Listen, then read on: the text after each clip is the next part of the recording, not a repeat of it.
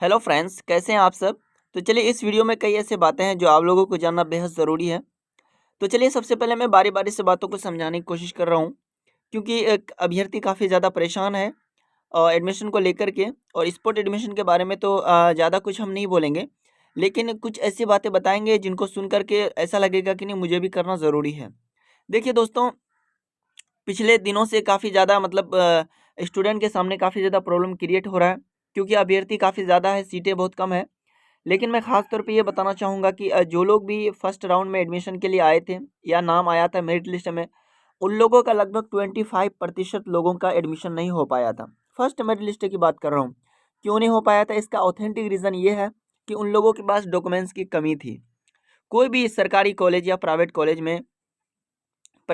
में तो किसी तरह से मान ही लेता है, लेकिन सरकारी जो कॉलेज है वो सरकारी रूल के हिसाब से चलती है। और रूल क्या होता है, अगर मान लेते हैं कि किसी स्टूडेंट का फर्स्ट राउंड में एडमिशन होने जा रहा है, यानी उसका सिलेक्शन हो गया है, बट क्या है कि उनके पास किसी भी प्रकार का अगर कमी है, मान लेते हैं कि सीएलसी नहीं है, एसएलसी नहीं है, माइग्रेशन नहीं है, या किसी प्रकार का कोई भी कागज़ नहीं है उनके पास, तो उनका एडमिशन किसी भी हालत में नहीं लेता है। मैं जिंदा जागता एक मिसाल दे रहा हूँ। मेरा एक फ्रेंड किशनगंज का फ्रेंड, वो स्टूडेंट इतना ज़्यादा परेशान था, वो उसका पड़ गया था गया, ये सॉरी बांका पड़ गया था। लेकिन उन्होंने क्या किया, गया बंदा सब कुछ करके सारा डॉक्यूमेंट्स लेके, लेकिन उसके पास माइग्रेशन सीएलसी नहीं था, ठीक है। लेकिन उसका एडमिशन नहीं हो पाया। सरकारी कॉलेज मिलने के बावजूद भी, इतना परेशान होने के बावजूद भी उनका एडमिशन नहीं हो पाया। तो इस तरह से मैं आप लोगों को कहना चाहूँगा कि जिन लोगों ने भी अभी तक कागज़ को मुहैया नहीं किया है, वो मुहैया कर लें, क्योंकि आगे बहुत बड़ी दिक्कत हो सकती है।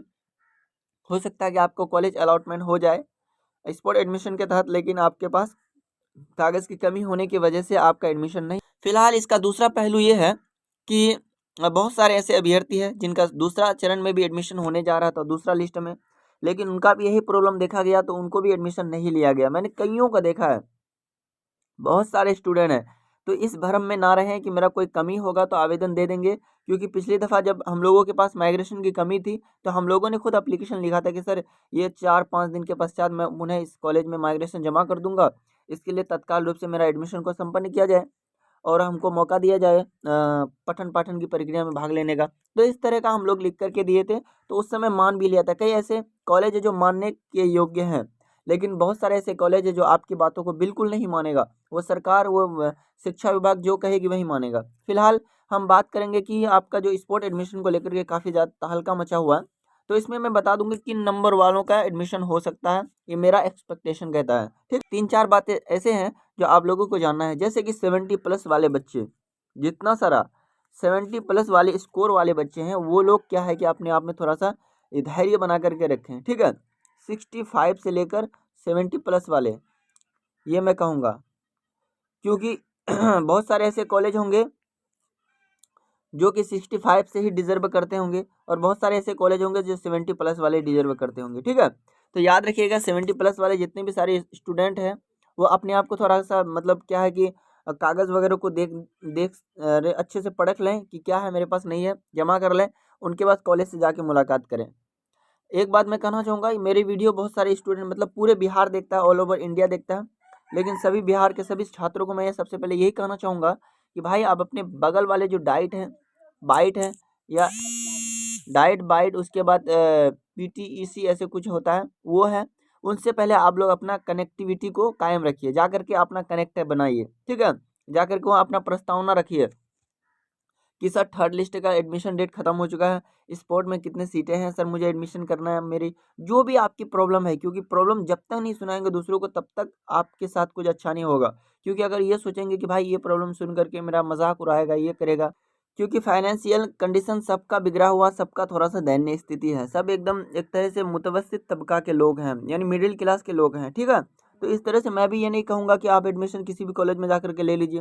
और सरकारी में तो वैसे भी आसान थोड़ा पड़ेगा, क्योंकि शुरू में आपको फर्स्ट ईयर में 11,500 एडमिशन फ़ी लगेगा, और सेकेंड ईयर में आपको 8,500 लगेगा। अगर ST SC हैं तो क्या कहते हैं, 9,500 ऐसे कुछ, मतलब 7-6 हज़ार में काम चल जाएगा ST SC वालों के लिए। EBC BC वालों के लिए तो 11,500 फर्स्ट ईयर, और सेकेंड ईयर 8,500 में आपकी कहानी ख़त्म हो जाएगी।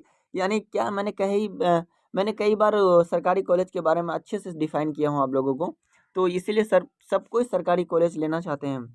चलिए, तो इस तरह की बातें हो गई। अब ये सब चीज़ों को थोड़ा सा 70+ वाले नंबर वाले थोड़ा सा आप लोग क्या है कि सतर्क हो जाइएगा, क्योंकि आप लोगों की बारी हो सकती है। और 65 वाले भी जो ST SC है, EBC वगैरह, उसको भी मैं कहना चाहूँगा कि वो लोग भी अपना थोड़ा सा ये कर लें। लेकिन स्पोर्ट एडमिशन की बात करें तो जहाँ तक अभी भी प्राइवेट सब कॉलेज में बहुत सारी सीटें खाली हैं, क्योंकि कैसे ऐसे ऐसे अभ्यर्थी हैं क्योंकि ऐसे-ऐसे अभ्यर्थी, ऐसे-ऐसे स्टूडेंट हैं, जिन लोगों ने 30 कॉलेज को चुना है, बस 30 कॉलेज में से एक भी प्राइवेट नहीं दिया है, हालाँकि उनका नंबर क्यों ना 70 हो। क्योंकि वो एक तरह से उनके अंदर ये भावना है कि भाई सरकारी ही लेना है मुझे, एक तरह से वो मतलब जुनून है उसके पास कि मुझे सरकारी लेना है, प्राइवेट में नहीं जाना है। तो इसीलिए वो क्या किया है कि 70 नंबर के अधिक वाले स्टूडेंट भी प्राइवेट कॉलेज को मेंशन नहीं किया है। इसलिए अगर वो ये चाहते हैं 65 से लेकर किसी का नंबर 50 क्यों ना हो, 45 क्यों ना हो, अगर वो प्राइवेट लेना चाहते हो तो डायरेक्ट प्राइवेट स्कूल में आप जाइए, प्राइवेट कॉलेज में जाइए और वहाँ से बोलिए कि सर मुझे एडमिशन लेना है, फलां-फलां कैटेगरी है, ये सब्जेक्ट है। तो वो चीज़ें, सारी चीज़ें डिफाइन करके वो बताएँगे और पैसे तो लगेंगे ही, इसमें कोई शक नहीं है। और पैसे लगेंगे तो आपको फिर वो तो देना पड़ेगा, क्योंकि प्राइवेट का रूल है, रूल इज़ रूल होता है, ठीक है? उनके बाद ये सब चीज़ें समझ लीजिए। और सरकारी का क्या है कि सरकारी में इस बार जो है सीटें बहुत कम बचने वाला है। मेरे ख्याल से मान लीजिए कि 8 या 10 सीटें हर सरकारी स्कूल में बचने का चांस है। ये मैं खुद से कह रहा हूँ, क्योंकि मैंने पिछली दफ़ा देखा है। क्योंकि देखिए, आपको मैं एक चीज़ मैं फिर डिफाइन करने वाला हूँ यहाँ पर। देखिए, 100 क्या है कि 30 यानी 150 नंबर मेरे कॉलेज में है। आप लोग को, सभी लोगों को पता है डाइट श्रीनगर में। तो 150 स्टूडेंट में से क्या है कि 130 स्टूडेंट का क्या है कि एडमिशन हुआ था मेरिट के आधार पर, यानी सबका इंटीमेशन लेटर निकला था क्या कहते हैं, मेरे कॉलेज के नाम पर। लेकिन 20 स्टूडेंट जो बच गया था, इन 20 स्टूडेंटों का क्या हुआ था मेरे भाई, इसका हुआ था स्पॉट राउंड में एडमिशन हुआ था, ठीक है। और स्पॉट राउंड में कैसे हुआ था, उनका भी नंबर अकॉर्डिंग टू नंबर देखा गया था। लेकिन कुछ कुछ ऐसे स्टूडेंट था जिनका मतलब क्या है कि थोड़ा सा एक्सेस होता है ना, पहुँच से भी उसका एडमिशन हो गया था। तो इन चीज़ों को मैं कई बार बताया हूँ कि आप आकर के कॉलेज से मिलिए, ठीक है। ऐसा नहीं कि कोई किसी का काम कर देता है, लेकिन मैं तो सारा रिकॉर्ड लिया हूँ। मैं सर से तो बात करूँगा ही कि सर किस-किस को बुलाया जाए और किस-किस का एडमिशन हो सकता है, इसके बारे में आप मुझे बताइए। तो मैं काफ़ी ज़्यादा रिक्वेस्ट करूँगा, क्योंकि प्रोफ़ेसर है, रिक्वेस्ट करना मेरी दायित्व है ना? मैं स्टूडेंट हूँ, मैं कोई प्रोफ़ेसर हूँ नहीं, है ना? या टीचर के ओहदे में हूँ मैं। ऐसा नहीं है कि उससे बात करना होगा प्यार से, है ना? उससे बात करेंगे, सर इस क्या दिक्कत है बताइए थोड़ा-सा, क्योंकि परेशान है। बहुत सारे ऐसे अभ्यर्थी हैं जो कि काफ़ी गरीबी में से जी रहे हैं। किसियों का मतलब बहुतों का अलग-अलग बात है, अलग-अलग मसला है।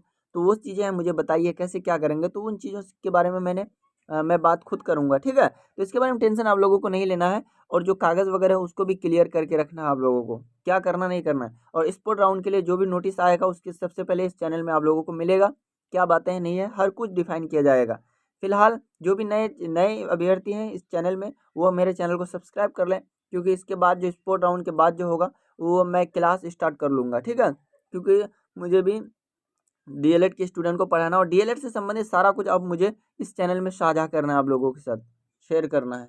फिलहाल चलिए, आज यहीं तक, फिर मिलते हैं कभी नेक्स्ट वीडियो में। तब तक के लिए जय हिंद।